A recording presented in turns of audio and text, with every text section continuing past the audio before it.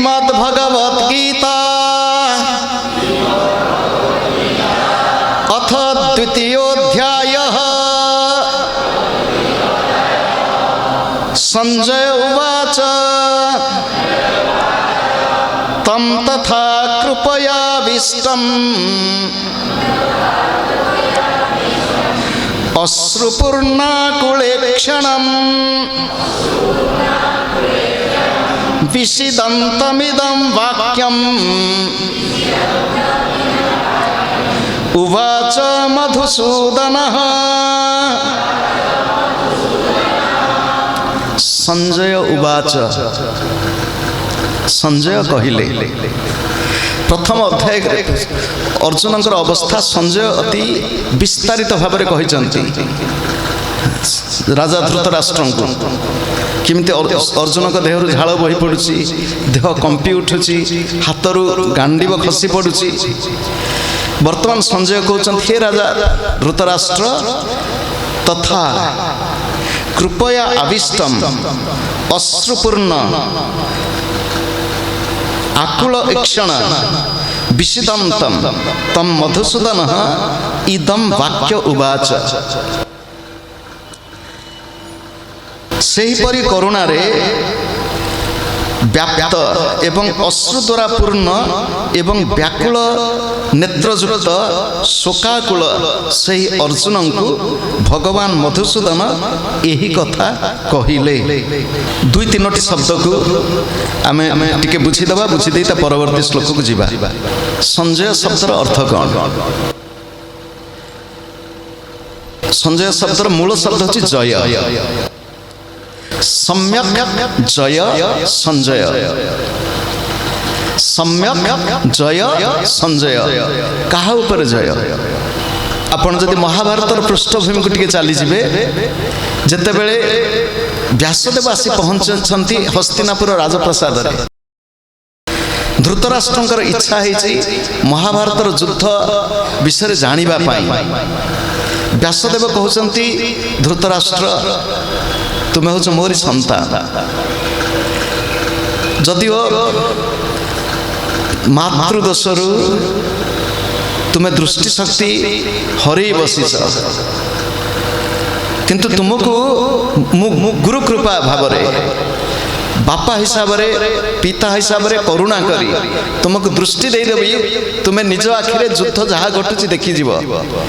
धृतराष्ट्र कहते मु देखी ना, निज आखिरे निज वंशर ध्वंस मु देखी ना।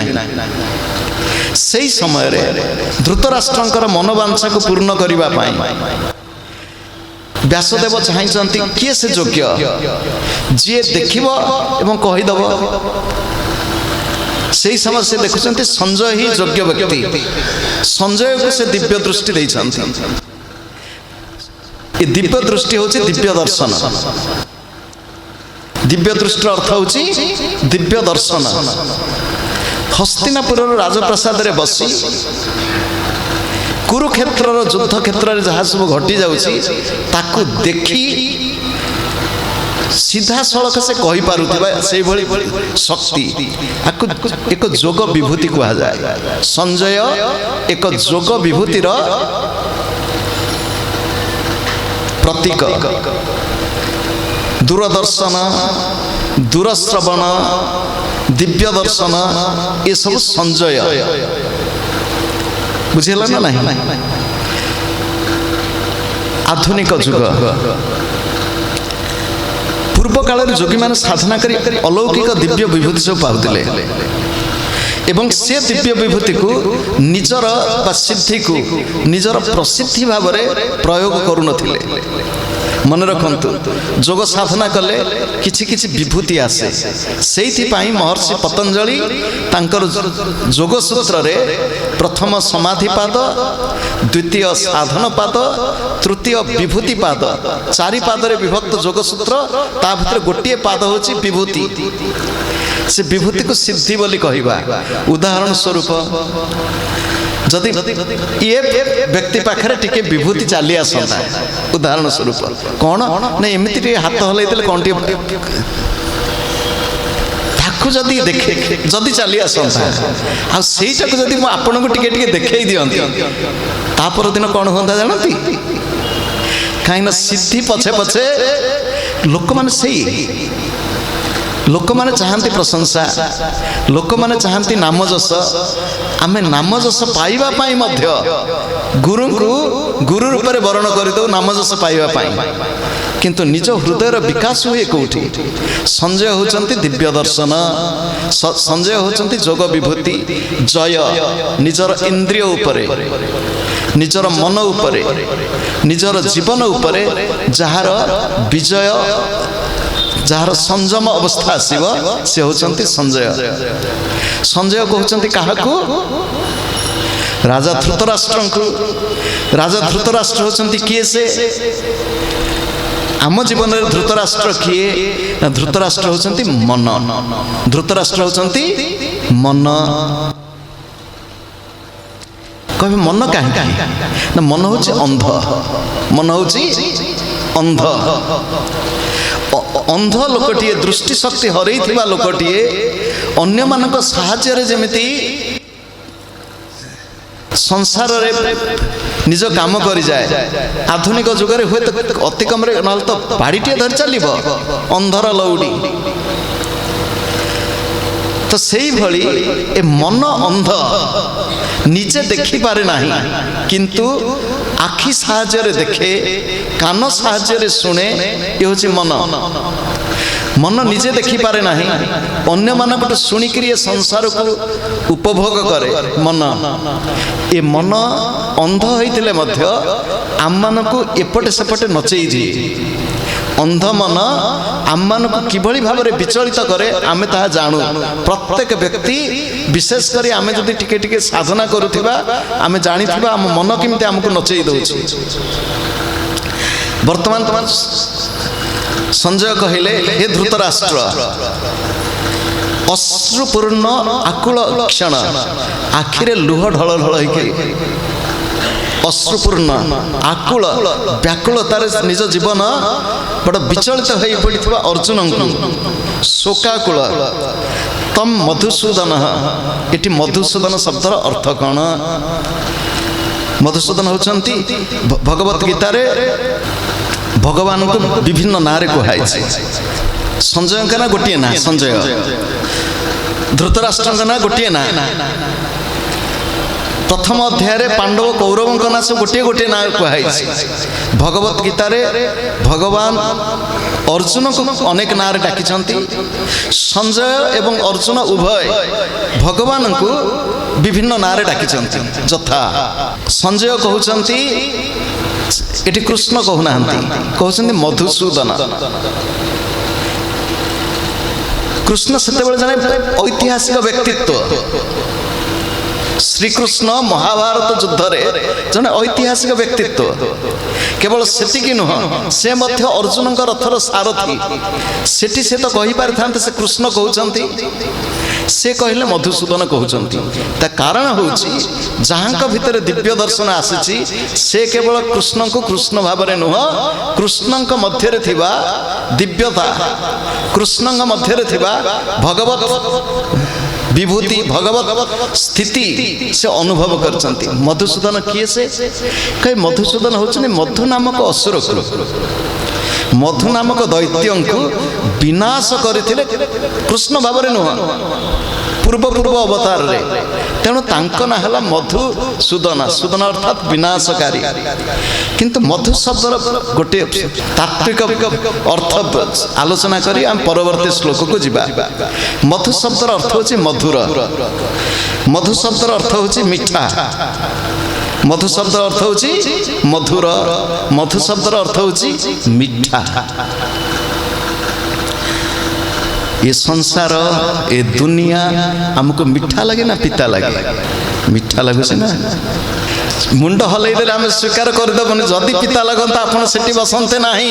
ଶୁଣନ୍ତୁ, जदि प्रकृत जड़क पिता लगे दुनिया मत पिता लगी गला ए घर संसार मत पिता लगी गला आउ सही पारुनी से रही पार ना।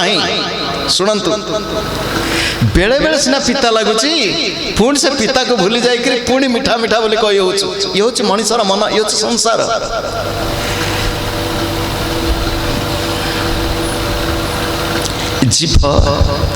जीभरे स्वाद मुकुल अच्छी जीभरे स्वाद मुकुल अच्छी ग्रंथि स्वाद ग्रंथि जहाँ स्वाद को ग्रहण करे 6 प्रकार स्वाद षडरस केते प्रकार स्वाद 6 प्रकार स्वाद 6 प्रकार स्वाद भितर कटु शब्द अच्छी कटु स्वाद मधुर अच्छी तीक्ष्ण अच्छी लवण अच्छी ये सब स्वाद अच्छी षडरस ता भीतर गोटे हूँ तिक्त पिता ये जीभरे जदि पिता को ग्रहण कला भली स्वाद मुकुल न था पिता बारी पारते आम जो विदेश गलु 20 वर्ष तले 21 वर्ष से देखल विदेश लोक आम ओडिशा टे आम पिता खाइबा टे अभ्यास अच्छे विदेश रे पिता आम गलु गुरुदेव पाखक गुरुदेव सांगे रहिलु गुरुदेव सबुदिन टे पिता रंधा हुए तो आम देखु से पिता अन्य मैंने किए पाऊना आमे पाइबा फपाड़ी देवे न पाइले जी बड़ी पड़ा फपाड़ी देवे तेणु आमे से पिता जिते तो आग से पिता को नहीं जाऊ नेला पर विदेश रे आमर गोटे ना होगा ना है कौन ये होती पिता खिया बाबा ये होती पिता खिया बाबा तो गुरुदेव तो एति पाऊे आम तो जहाँ सब सब नहीं गलु नहीं गला फल से कौन कले आम सब पिता ही रांधा आरंभ कले एवं जेहेतु आमे पिता को भल पाइलु धीरे धीरे से पिता को भल पाइले से पिता को भल पाई एबे एमिति अवस्था विदेश रे जदि पिता रंधा होइथिबो आश्रम रे विदेश रे से पिता प्रथमे शेष होई जिवो क्या से बुझी गले रुचु न रुचु खा जदि आम यही पिता खाऊ ताहले आमर मधुमेह रोग डायबिटीज होता ना। आजिकल भारत वर्ष रे पिता शारीरिक श्रम कमीगला खाद्य अपमिश्रित मानसिक विषाद दुश्चिंता एवं खाद्य शर्करा जातीय मिठा जातीय खाद्यर बेसी प्रयोग मधु मधु शब्दर अर्थ होची मिठा मधु शब्दर अर्थ होची मधुर मिठा व मधुरता को जे विनाश करती अर्थात संसार प्रति आकर्षण को संसार प्रति आकर्षण संसार प्रति मोह को संसार प्रति प्रलुब्धता को जे विनाश करती से होचंती मधुसूदन।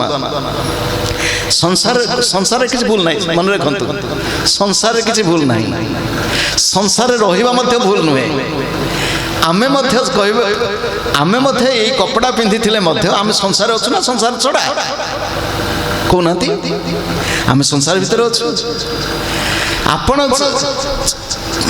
पाउछन्ते आम मध्य पाउछु आपण काम करछन्ते आम मध्य काम करछु आपणकर घर अछि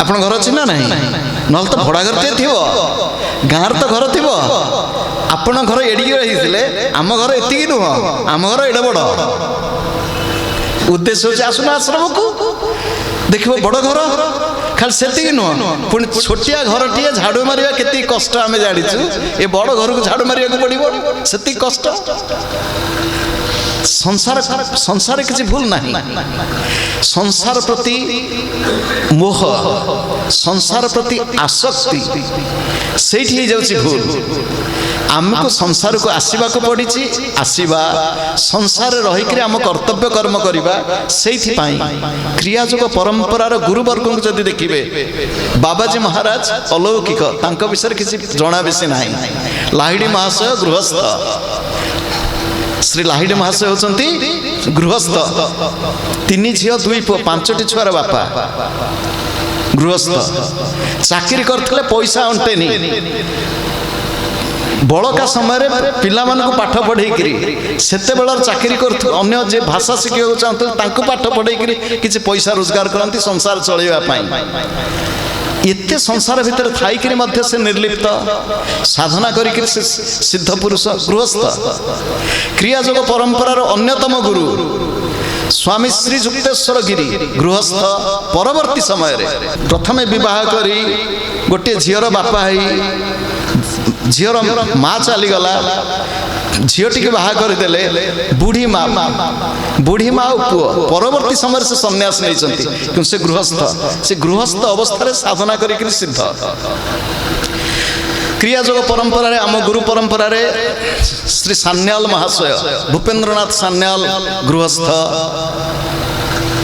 कहवा तात्पर्य होची संसार रे भूल नहीं आमर दृष्टि रे दृष्टि सृष्टि तो दृष्टि जे भली सृष्टि से भली तेणु आमर दृष्टि विकार आमर मोह आमर आसक्ति को दूर करुथिबा से होचंती भगवान से होचंती मधुसूदन संजय कहले आखिरे लुह हृदय रे कोह युद्ध करबा को आसी युद्ध करिवि नाही कही भिक मागी पछे चली एठी मोर आत्मीय स्वजन को मारी भी नहीं ज्ञाति बध दोष मु पड़ी भी नहीं ए विषाद रे पढ़िथिबा अर्जुन को भगवान कहिले मधुसूदन कहिले वर्तमान मधुसूदन कौन कहिले द्वितीय श्लोक श्री भगवान उवाच कुतस्त्वा कस्मलमिदम् विषमे समुपस्थितम् अनार्य जुष्टमस्वर्ग्यम् अकीर्तिकरम् अर्जुन अर्जुन त्वा विषमे इदं कस्मलम् कुतः समुपस्थितम् अनार्य जुष्टम अस्वर्ग्यम अकीर्तिकरम हे अर्जुन तुमको एही विषम समय रे असमय रे एपरी मोह केउठर मिलिला जहा श्रेष्ठ पुरुषों द्वारा आचरित नुह अनार्य स्वर्गगति प्रदायक नुह अस्वर्ग्य कीर्तिदायक मध्य नुह अकीर्तिकर